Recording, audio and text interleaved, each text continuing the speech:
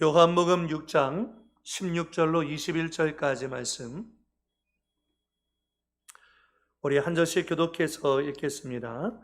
저물매 제자들이 바다에 내려가서 배를 타고 바다를 건너 가버나움으로 가는데 이미 어두웠고 예수는 아직 그들에게 오시지 아니하셨더니 큰 바람이 불어 파도가 일어나더라. 제자들이 노를 저어 시별이쯤 가다가 예수께서 바다 위로 걸어 배에 가까이 오심을 보고 두려워하거늘 이르시되 내니 두려워하지 말라 하셨는데 이에 이에 기뻐서 기뻐서 배로 배로 영접하니 영접하니 배는 배는 곧 곧 그들이 그들이 가려던 가려던 땅에 땅에 이르렀더라. 이르렀더라. 아멘.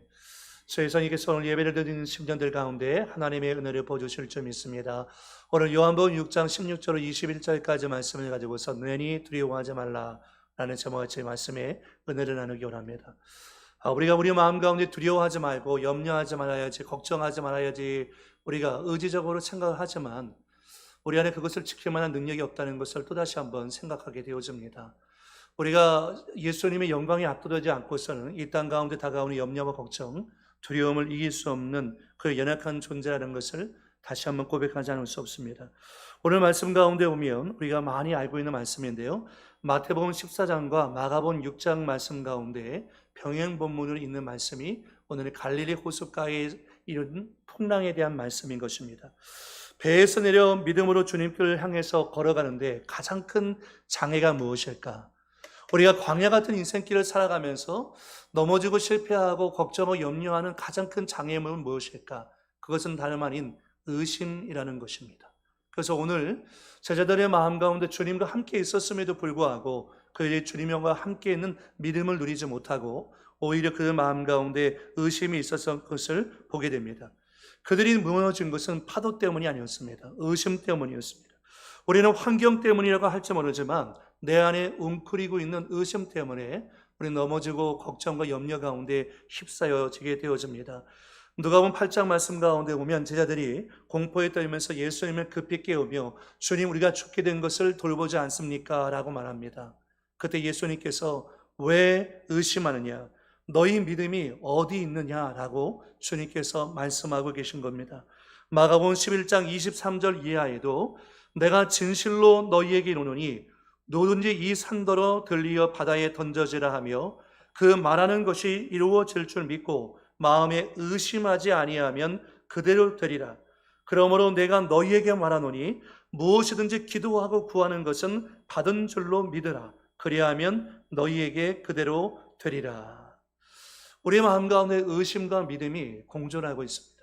때로는 의심이 이겨서 믿음을 약하게 만들고 믿음이 이겨서 의심을 사라지게 만들어 버립니다. 계속해서 우리 내면 가운데서 이 의심과 믿음이 번갈아 가면서 싸우고 있다는 거죠. 우리가 한때 아스트라제네카하고 화이자가 나왔을 때요. 사람들의 마음 가운데 아스트라제네카보다 화이자를 맞는 것이 더 좋겠다라는 생각이 있었습니다. 화이자가 더 방어력이 세다고 생각한 거죠. 그런데 오늘 인터넷 뉴스 가운데 보니까 모더나가 오히려 그 방어력이 세고 화이자는 델타 변이의 한 36%밖에 되지 않는다라고 얘기하는 거죠. 그러니까 이 백신을 접종하는 사람들 마음 가운데 이 백신을 맞아야 한다는 믿음이 있지만 또 맞으면서도 마음 가운데 뭐가 있습니까? 의심이 있는 거예요. 그러니까 믿음과 의심이 내 마음 가운데 공존하기는 과연 내가 이것을 맞았을 때에 내가 안전할 수 있겠는가라는 것을 의심하면서 우리가 백신을 접종하는 사람들이 생길 수 있다는 것입니다. 내가 주님과 함께 있으면서 여호와는 나의 목자이시니 내게 부족함이 없다고 고백하지만 마음 한켠에서는 의심이 있습니다. 정말 나는 부족함이 없을까? 오늘 이 밤에 우리가 주 앞에 나와서 예배하고 기도하면서 내가 기도할 때 하나님께서 나의 기도를 들으시고 응답해 주실 것을 여러분 믿습니까? 아멘이죠. 그런데 또 마음 한켠에는 과연 내가 기도했을 때 기적이 일어날까? 응답하실까? 하나님이 역사하실까? 한켠에는 의심이 또한 우리 마음 가운데 공존하고 있는 것을 보게 됩니다. 여러분, 두려움 앞에는 절망이 되는 일이 용기 앞에서는 기회가 되고 두려움 앞에는 문제가 되는 일이 믿음 앞에서는 가능성이 되며 두려움 앞에는 장애물이 되는 일들이 믿음 앞에서는 디딤돌이 되어질 수 있습니다. 우리의 삶은 사실 신뢰와 믿음 위에 세워져 있는데 이 신뢰와 믿음이 깨어지면 우리 마음 가운데 큰 상처를 입게 되어집니다. 우리가 미용실에 가서 머리를 맡길 수 있다는 것도 이 상대방이 나를 안전하게 머리를 잘라줄 수 있다는 믿음이 있기 때문에 우리의 머리를 맡기는 것입니다. 그리고 잠까지 주무시죠. 근데 만약에 내가 나의 머리를 잘라주는 미용사를 믿지 못하면 아마 잠을 자지 못할 겁니다. 혹시 내 귀를 자르진 않을까? 내 목에다가 칼을 긋지는 않을까? 그런 불신이 있으면 잠을 잘 수 없죠. 버스를 타는 것도 마찬가지고, 지하철을 타는 것도 마찬가지고, 비행기를 타는 것도 마찬가지고, 은행에다 돈을 맡기는 것도 마찬가지입니다. 우리가 누군가를 믿었습니다. 그 사람에 대해서 전폭적인 신뢰를 갖고 있었는데 그 사람이 나에게 상처를, 믿음과 이 신뢰의 관계를 깨뜨렸을 때 우리 마음 가운데 굉장히 큰 상처를 받게 되어지는 거죠. 여러분, 하나님도 마찬가지입니다. 하나님도 우리가 믿음을 갖지 못하고 의심할 때 하나님도 아파하십니다. 히브리서 11장 6절 말씀에 믿음이 없이는 하나님을 기쁘시게 하지 못하나니 하나님께 나아가는 자는 반드시 그가 계신 것과 자기를 찾는 자에게 상 주시는 힘을 믿어야 한다고 했습니다. 여러분, 이 밤에 하나님의 살아계심 믿으십니까? 자기를 찾는 자에게 상 주시는 이심을 여러분 믿고 계십니까? 그런데 우리 마음 가운데 믿습니다 라고 크게 외쳤지만 또 한켠에서는 정말 하나님께서 내 기도를 듣고 계신가? 오늘 이 밤에 기적이 일어날 것인가? 내 육체 가운데 질병이 있는데 이 질병이 치유가 될 것인가? 아멘은 했지만 우리 마음 가운데 의심이 한켠에 공존하고 있는 것을 보게 됩니다. 그래서 그것을 가장 극적으로 잘 보여주는 것이 있다면 교회의 첨탑 위에 있는 피뢰침입니다. 여러분, 피뢰침의 목적은 무엇입니까? 벼락이 쳤을 때 그것을 피하게 만드는 거죠. 그러니까 십자가 첨탑 위에 피뢰침이 있는 이유는 하나님께서 그 십자가 첨탑 위에도 뭘 내릴 수 있다는 믿음 때문이에요. 번기를 칠 수 있다는 믿음 때문에 십자가 첨탑 위에 피뢰침 만드는 것입니다. 과학적으로 그것이 필요합니다.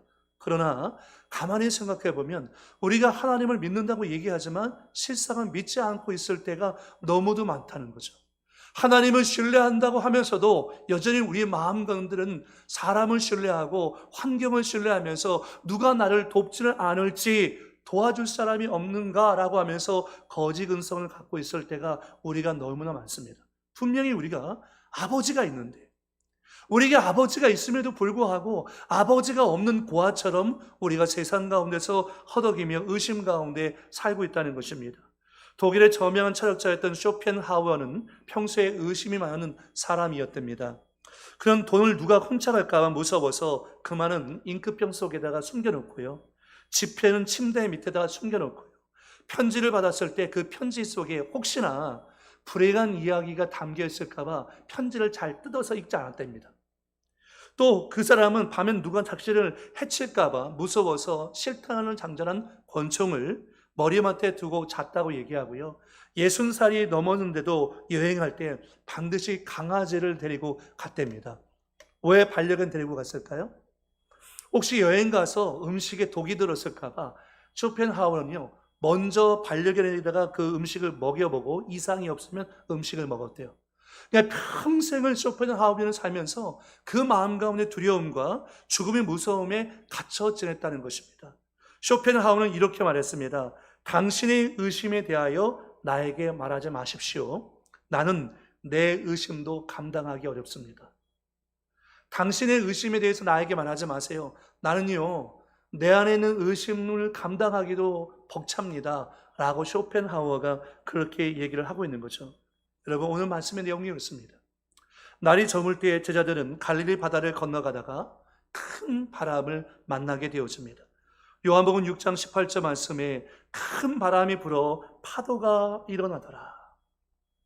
인생을 살다 보면 예기치 않는 일들이 발생하게 되어집니다. 저와 여러분도 큰 바람을 맞이할 때가 있다는 거죠. 집자만한 파도가 우리가 타고 있는 그 배를 삼킬 것 같은 위협과 두려움을 느낄 때가 있습니다. 병행 본문인 마태복음 14장 24절은 이렇게 기록합니다. 같이 한번 읽어보겠습니다. 시작. 배가 이미 육지에서 술이나 떠나서 바람이 거스름으로 물결로 말미암아 고난을 당하더라. 물결로 말미암아 고난을 당하더라. 큰 바람을 만나고 그 파도 때문에 지금 제자들의 상태가 어떤 상태입니까? 고난을 당하는 상태였다라고 얘기합니다. 이때 예수님께서 제자들이 고난당하는 모습을 아시고 기도를 중단하시고 제자들 향해서 바다 위로 걸어오고 계십니다. 이미 두려움 속에서 믿음을 상실한 제자들은 예수님께서 오시는 그 모습을 유령으로 보고서 더 두려워하기 시작합니다. 자라보고 놀란 것은 소뚜껑 보고 놀란다고 제자들은 예수님 보고서 더 놀라는 거죠. 그때 주님이 요한복음 6장 20절에 이렇게 말씀합니다. 이르시되 내니 두려워하지 말라. 따라하겠습니다. 내니 두려워하지 말라. 예. 오늘 주님이 오늘 이 밤에 여러분 가운데 오신다면 어떤 말씀 먼저 하실까요? 우리의 마음 가운데 여러분 믿음과 의심이 공존하고 있습니다. 믿음과 두려움이 공존하고 있습니다. 기도는 하지만 하나님을 신뢰한다고 고백하지만 염려와 걱정을 이기기가 여간 어려운 것이 아닙니다. 왜냐하면 내 마음 가운데 과연 하나님께서 내 기도를 들으시는가라는 의심의 마음이 함께 섞여 있기 때문인 것입니다. 그때 주님이 우리 가운데 말씀합니다. 나다. 두려워하지 말아라. 무서워하지 말아라. 두려워하고 있는 제자들에게 주님께서 나니까 내가 너희에게 왔으니까 두려워하지 말라고 주님이 말씀하고 있는 거죠. 그때 베드로가 배에서 내려 물 위로 걷게 하는 주님이시거든 나로 하여금 배에서 내려서 주님께로 걸어가게 해달라고 청합니다. 오늘 요한복음 6장에는 나오지 않습니다. 근데 병행 본문인 마태복음 14장에는 굉장히 자세하게 나오죠.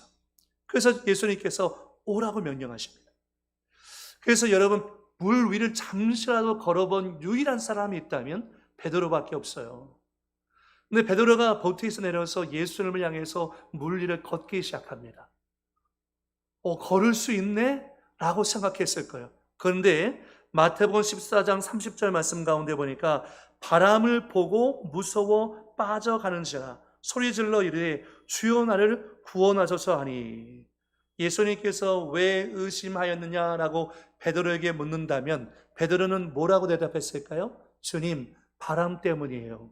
내가 의심하는 것은 환경 때문이에요.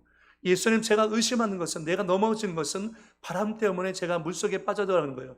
베드로가 바람을 보고 무서워 빠져가는지라라고 표현하고 있습니다. 근데 주님은 이렇게 말씀하실 수 있는 거죠. 너는 고작 바람 때문에 무서워서 빠져가느냐라고 얘기하실 수 있다는 것입니다.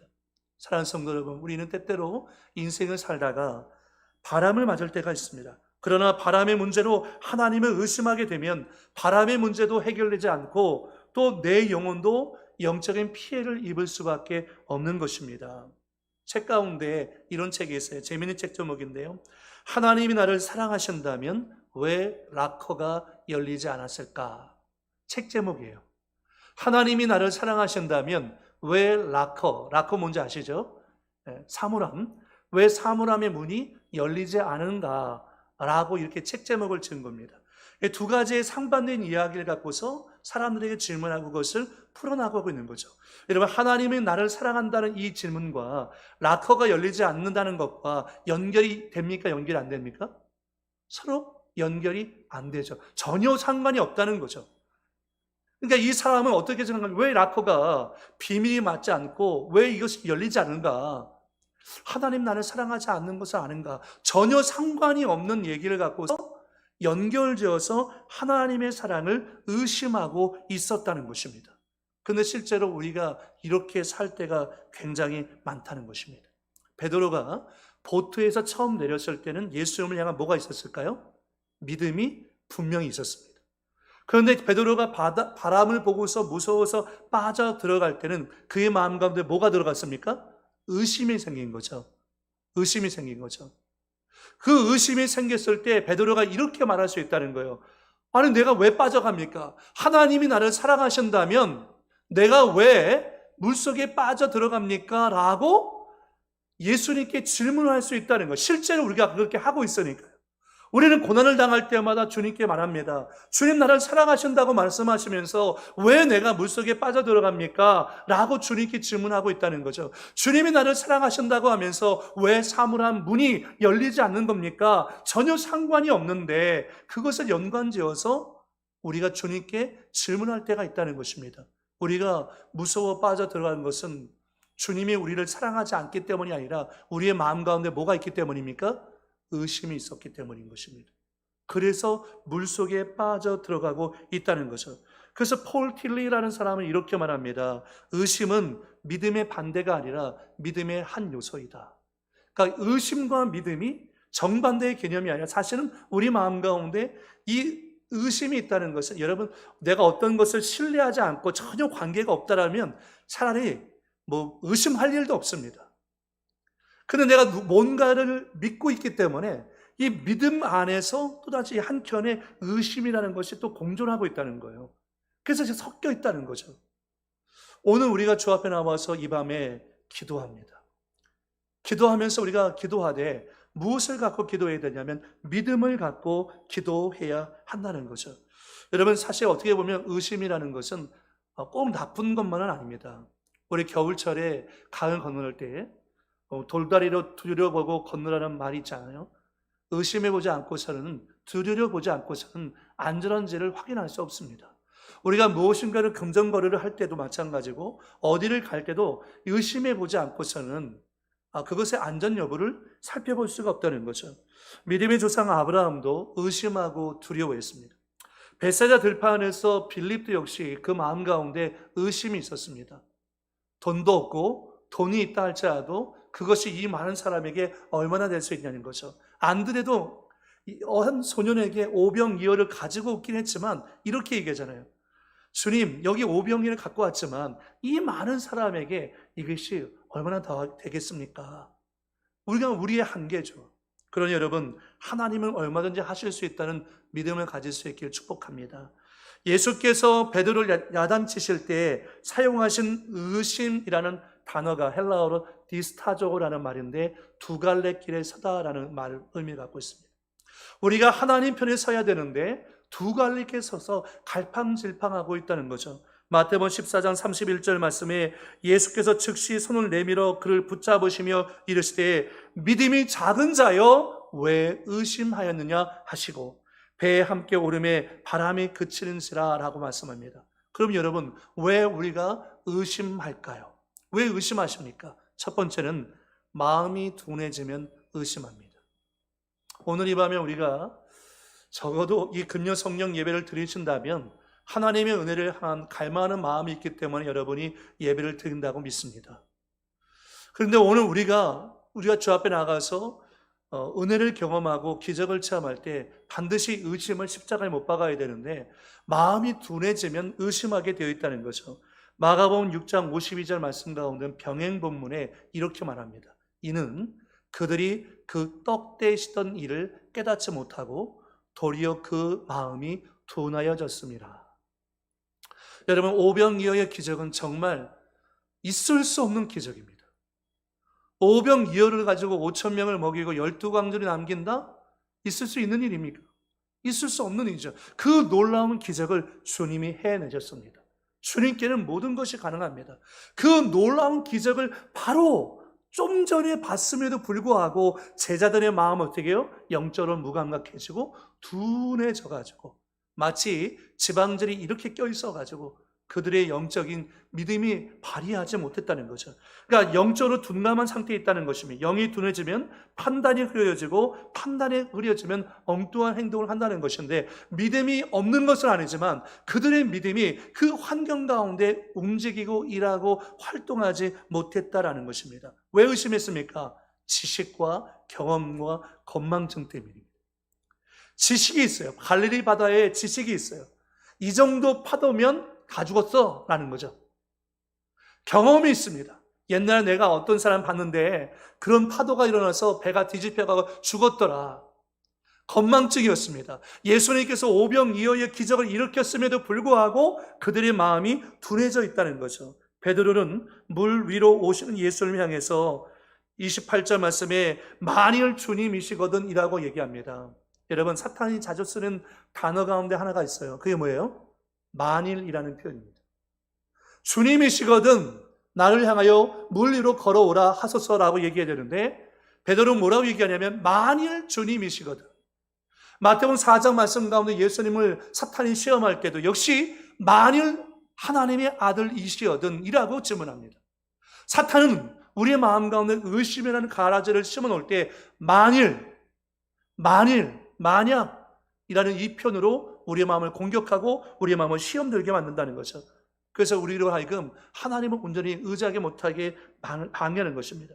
자, 우리 야고보서 1장 6절, 7절, 8절 같이 한번 읽어보겠습니다. 시작. 믿음으로 구하고 조금도 의심하지 말라.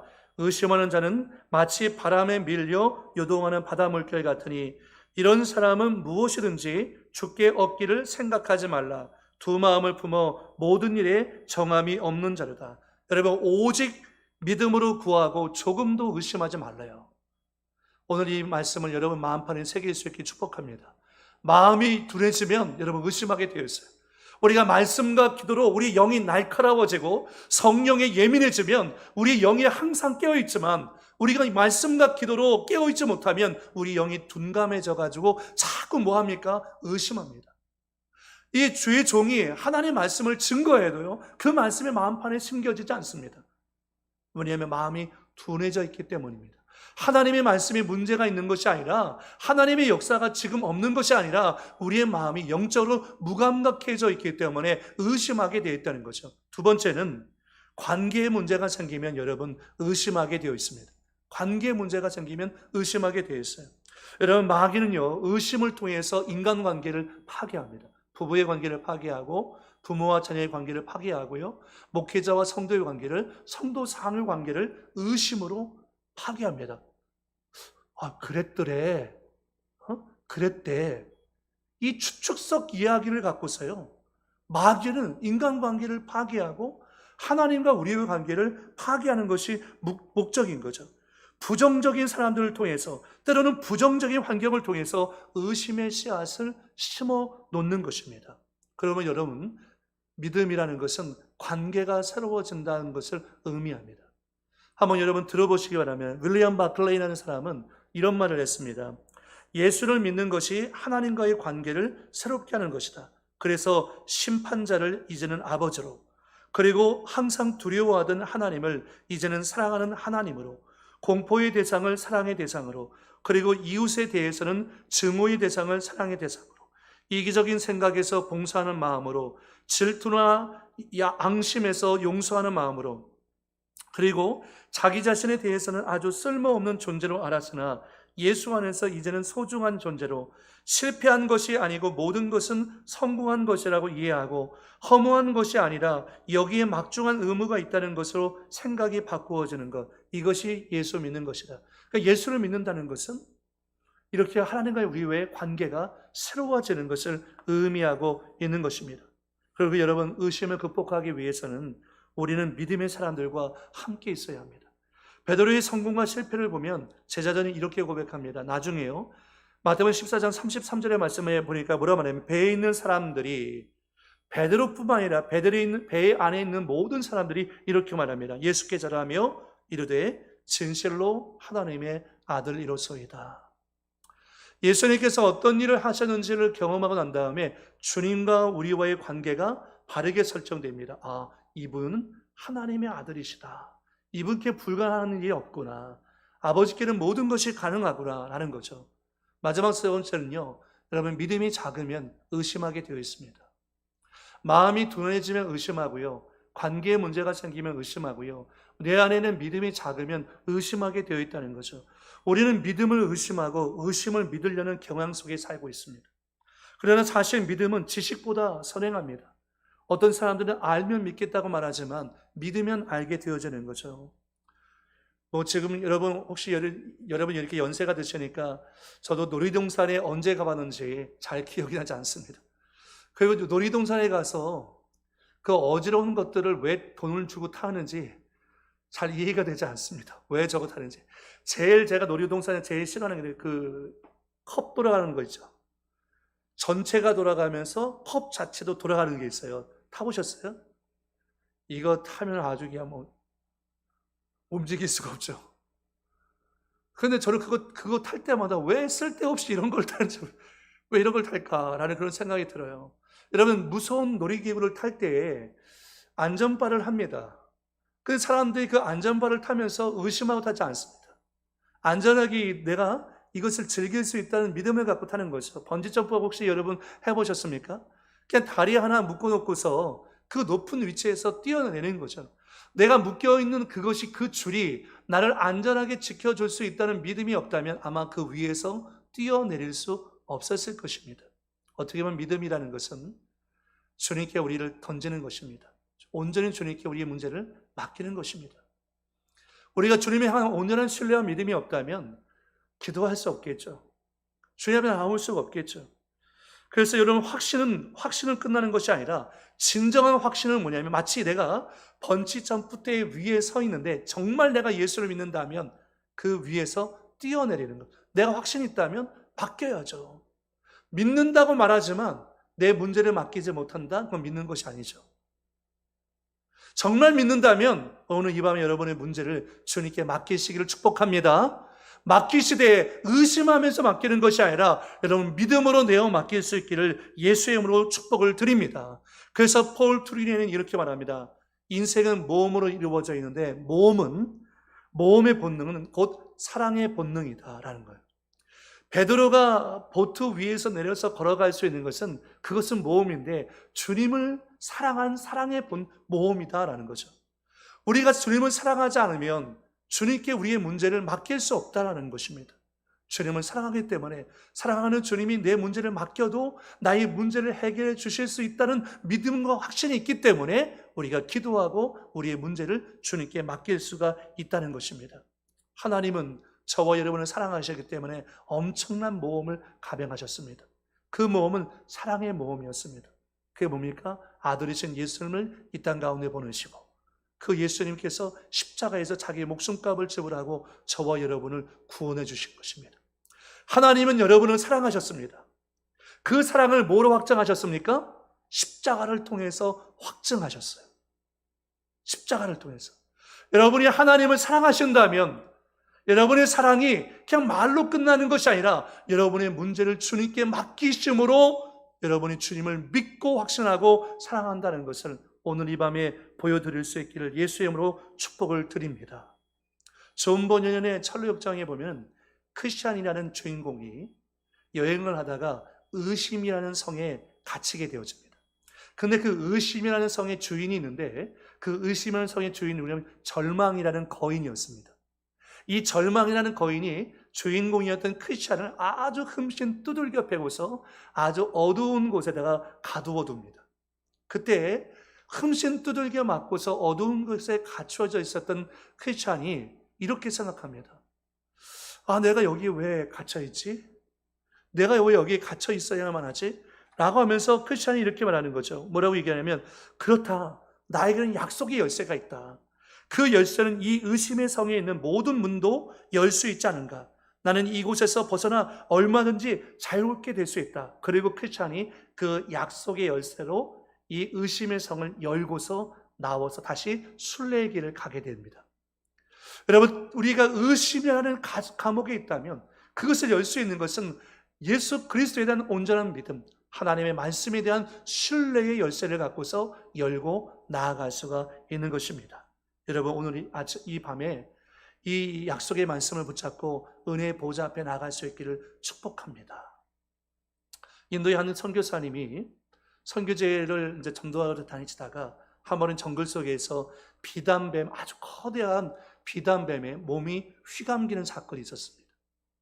몸을 막 움직이는데 이 비단뱀이 점점점 이 선교사님의 몸을 조여오는데 죽을 것 같더랍니다. 근데 그 순간 하나님의 말씀이 마음 가운데 떠올랐는데 이사야서 30장 15절 말씀이었대요. 너희가 돌이켜 조용히 있어야 구원을 얻을 것이요 잠잠하고 신뢰하여 힘을 얻을 것이거늘. 선교사님이 생각했대요. 잠잠하고 신뢰하여 힘을 얻을 것이다. 그래서 몸에서 힘을 뺐대요.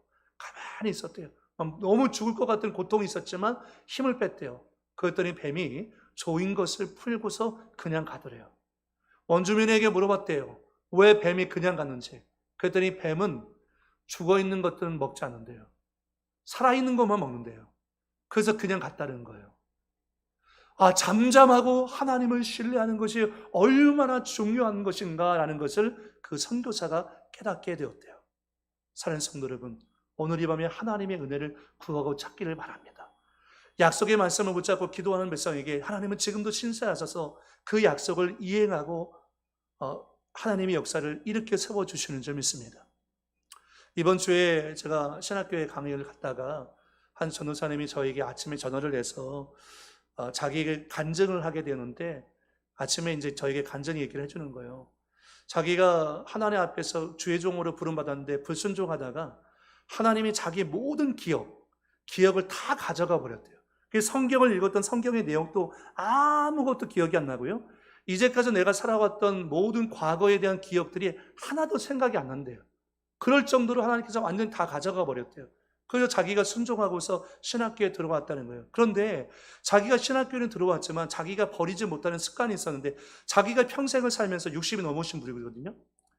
60이 넘으신 분인데 평생을 살면서 그렇게 욕을 한 번도 해본 적이 없는데, 자기가 주의 종으로 헌신하고 들어온 순간부터 자기도 모르게 자기도 해본 적이 없는 그런 심한 욕들을 그렇게 입에서 줄줄줄줄줄 잘 나오더래요. 계속 나오더래요. 멈출 수가 없더래요, 그 욕들이. 그런데 제가 작년에 이제 체프를 가서 이제 설교를 하는데, 저는 이제 그분이 누군지 정확하게 모르고 어떤 분이 제가 설교하는데 갑자기 중간에서 막 통곡을 하면서 설교 중에 막 우시는 분이 계시더라고요. 알고 봤더니 그분이시더라고요. 이번 주에 얘기하던 걸 들어봤더니 그분이시더라고요. 자기가 그때 왜 울었냐면 하나님의 말씀 안에서 자기를 치유해 주시는 걸 경험했는데, 그렇게까지 욕이 멈춰지지가 않았는데 그때부터 욕이 딱 끊어져서 멈춰졌다는 거예요. 멈춰졌다는 거예요. 그래서 하나님의 은혜를 경험하게 되었다라고 그 전도사님이 간증하더라고요.